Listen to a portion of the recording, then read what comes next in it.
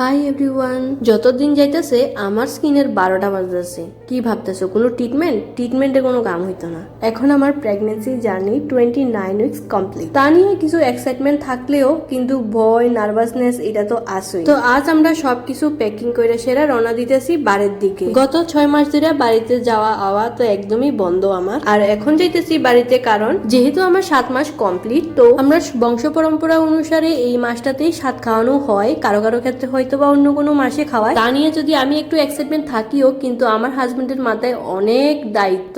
বেচারার আজকাল এতটাই দায়িত্ব বাইরে গেছে গেছে ঠিক মতো রেস্ট পর্যন্ত নিতে পারে না। কাল বাদে পরশুই সাদের অনুষ্ঠান, এর লেগে সবাই কাজে লাগিয়ে গেছে গা। ওই অনুষ্ঠানের উপলক্ষে বাড়ির মধ্যে আস্তে আস্তে একজন দুইজন করে আত্মীয় স্বজনও আয়া পড়তাছিল। আর এখানে দেখতেই পাইতেছো সকাল সকাল ডেকোরেটর পার্টি আইয়া যতটুকু কাজ করার দরকার কইরা গেছে গা। বাকিটা পরের দিন করবো। সকাল থেকে কোনো না কোনো কাজে কেউ না কেউ বাইরে গেছে গা। তারা 2 ভাই গেছিল কাঁচামাল আনবার লেগে, ওইখান থেকে জিনিস আইনা সাইরাই তারা কাজে লাগিয়ে গেছে গা মাছ কুটার কাজে।